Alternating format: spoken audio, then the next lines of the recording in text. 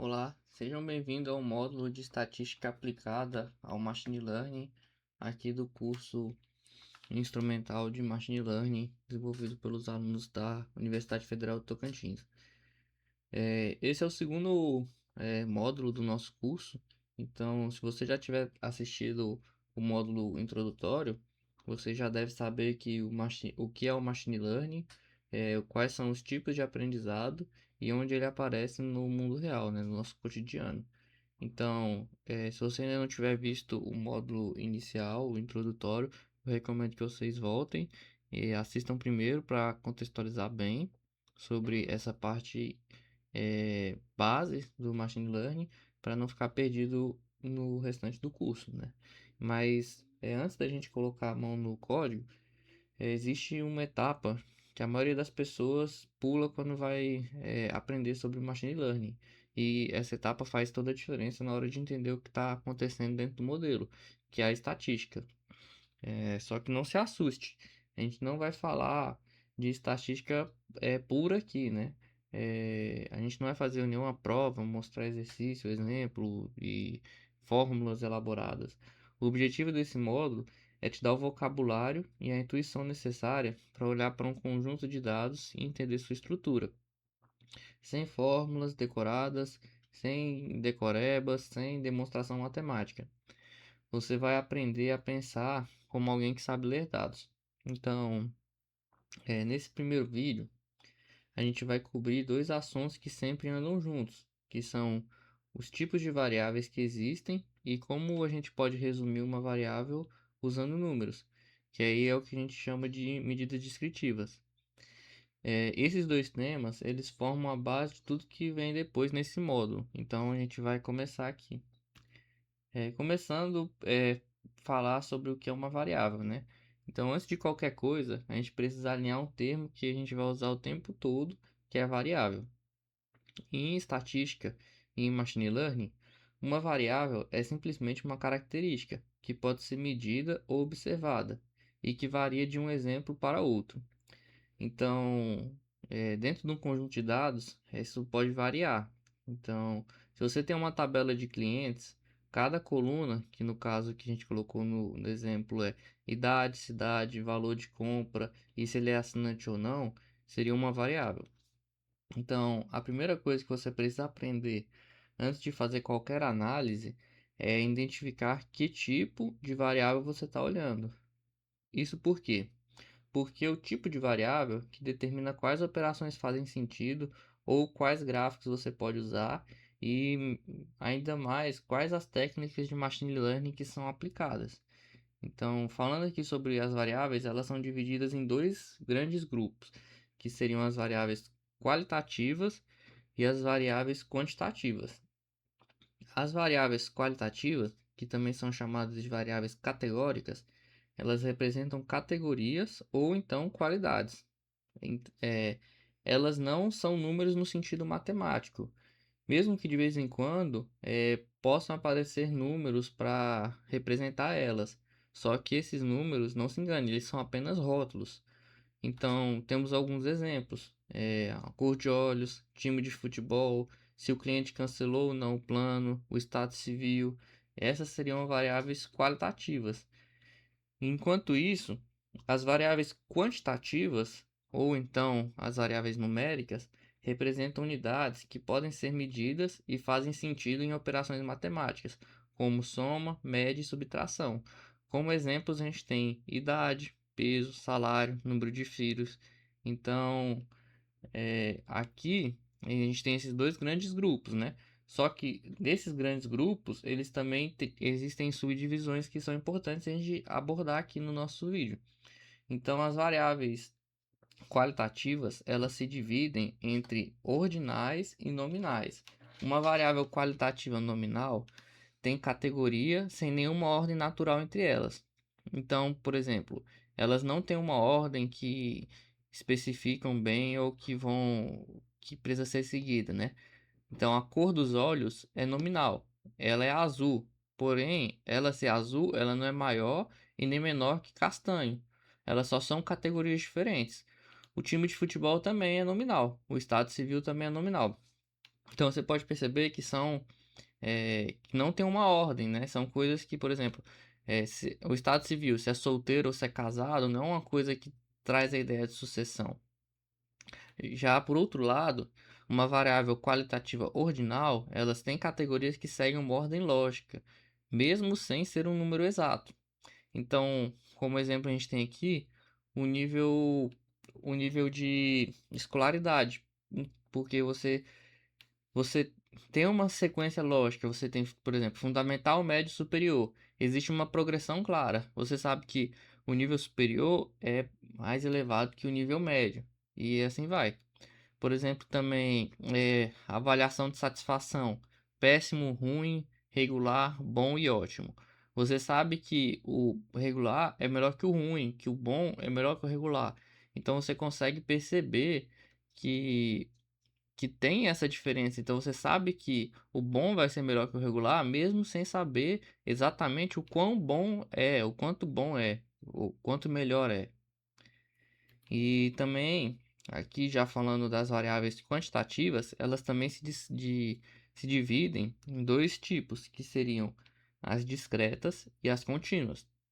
Uma variável quantitativa discreta, ela só pode assumir valores inteiros e contáveis, geralmente resultando o resultado de uma contagem. Por exemplo, o número de filhos é discreto. Você pode ter 0, 1, 2, 3 filhos, mas você nunca pode ter 2 filhos e meio. É, o número de produtos vendidos também seria um exemplo de variável quantitativa discreta. Já uma variável quantitativa contínua, ela pode assumir qualquer valor dentro de intervalo, incluindo casas decimais. Então, geralmente é o resultado de uma medição. Então, a gente tem a altura. A altura é um exemplo de uma variável quantitativa contínua, porque alguém pode medir 1,73 metros, ou também pode medir 1,732 metros. Isso tudo vai depender, vai variar da precisão do instrumento que vai coletar esses valores. Então, o peso, a temperatura, o tempo também são contínuos. É, é só para a gente consolidar isso numa estrutura simples, porque são dos conceitos que a gente vai usar o tempo todo nesse curso. Qualitativa nominal seriam a cor dos olhos, time de futebol e gênero. Qualitativa ordinal seria nível de escolaridade, pesquisa de satisfação, o nível de classe social. A quantitativa discreta, aí seriam aqueles números inteiros que a gente falou. Número de filhos, número de cliques, produtos vendidos.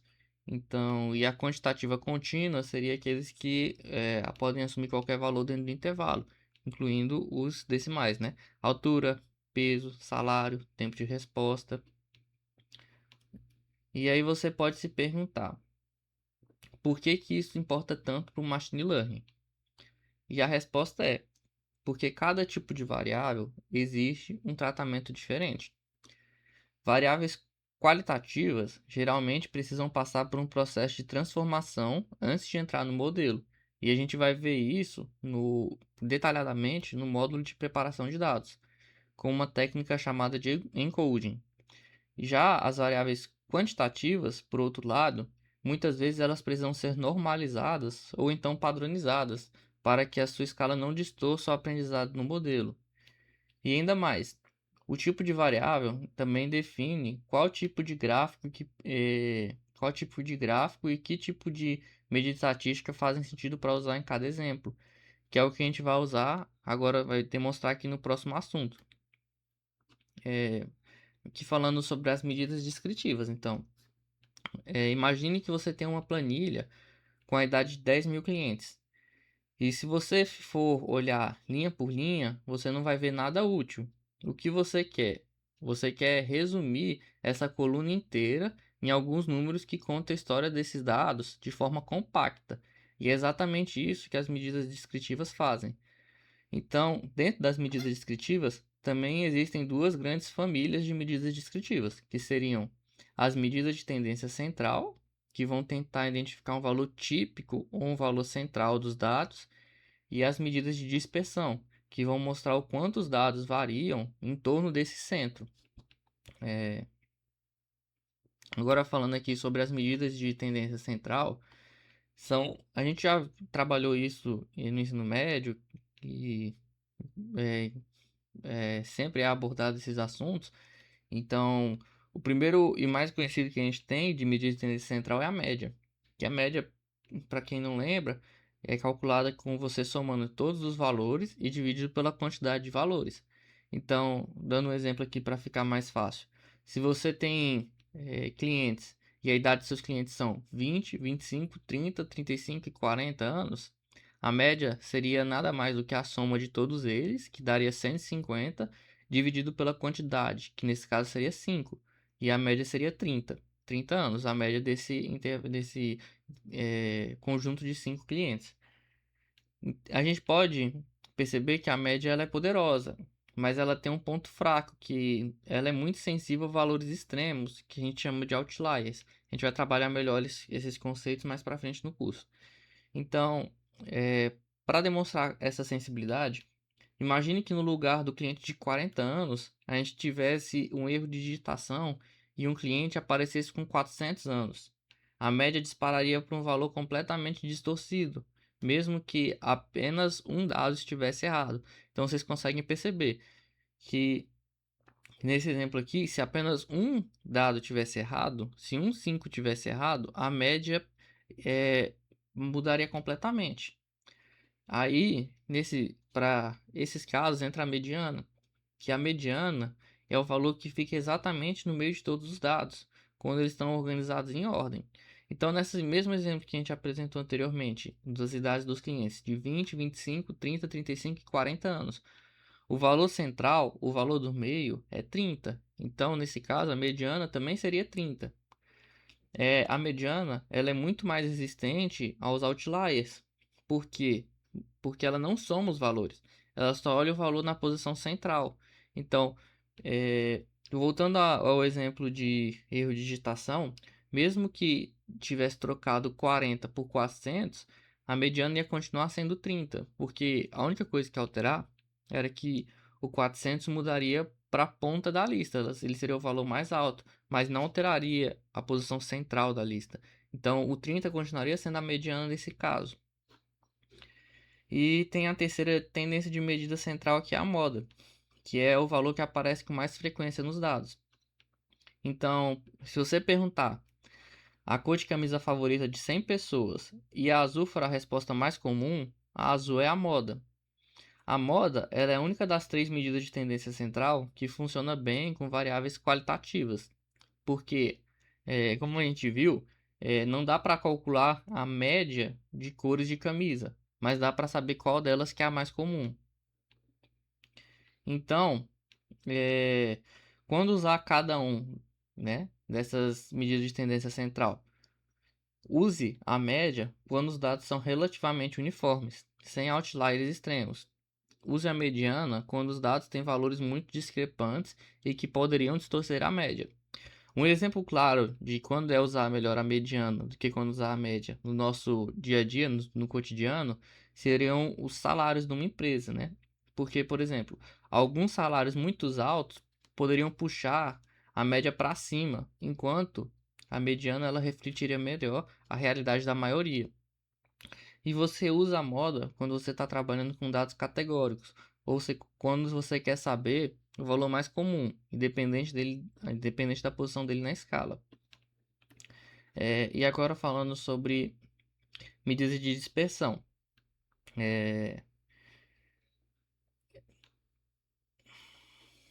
Porque só conhecer o centro dos dados, ele não é o suficiente. Às vezes ele não mostra tudo que a gente precisa saber. Vou apresentar um contexto aqui, um cenário. Imagine que duas turmas de alunos, a turma A e a turma B, de uma escola, né? E aí nessas turmas, o cenário que a gente vai apresentar é o seguinte: na turma A, todo mundo tirou entre 7 e 8 na prova. Já na turma B, metade da turma tirou nota 2 e a outra metade tirou nota 10. Então, nesse exemplo, narrando, a gente consegue perceber que são contextos completamente diferentes de nota. Mas nesse caso, a média seria igual nas duas turmas, que seria 7,5.